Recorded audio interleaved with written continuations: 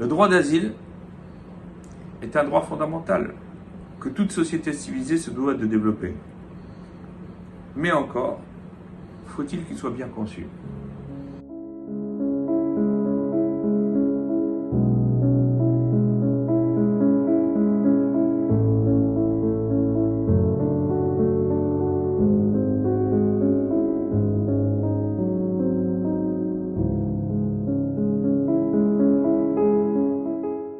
La Torah elle-même n'édicte-t-elle pas comme principe que tu te dois d'être proche d'aimer l'étranger car tu as été étranger en Égypte? Le monde chrétien a vu se développer un droit d'asile qui confère une sorte d'extraterritorialité au lieu de culte. Et il n'en est pas ainsi dans le monde de la Torah. Parce que Hachem dit, et c'est la paracha de Mishpatim que nous allons lire cette semaine, que lorsque quelqu'un a commis un crime avec l'intention de donner la mort, alors, même s'il est en train de servir sur l'autel, on doit le prendre et doit être jugé et condamné.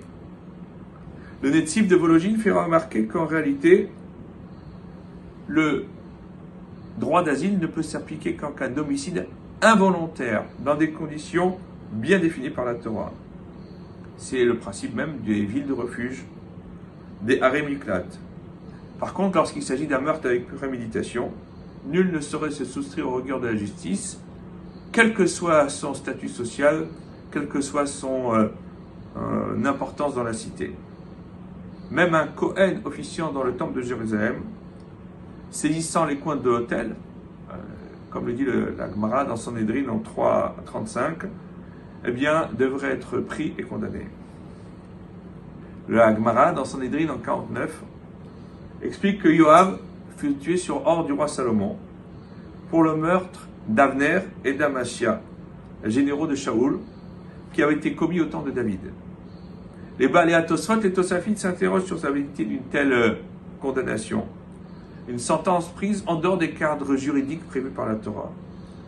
C'est le Rambam Maïmonide dans Yechot Melachim qui explique que le roi peut agir de manière exceptionnelle pour le bien de la société. Le pouvoir politique peut donc recourir à des règles d'exception dans des règles bien définies, afin d'assurer le bon fonctionnement du monde dans lequel nous vivons.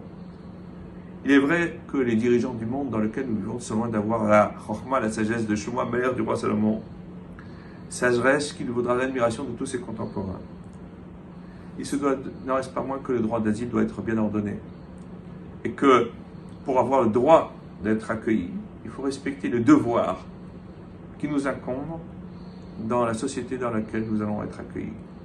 En réalité, la parashat Mishpatim, la justice, vient nous apprendre que nous devons avant tout de faire nos devoirs, notre devoir, et que seulement après, eh bien, nos droits pourront en découler de manière harmonieuse pour le bien de toute la société.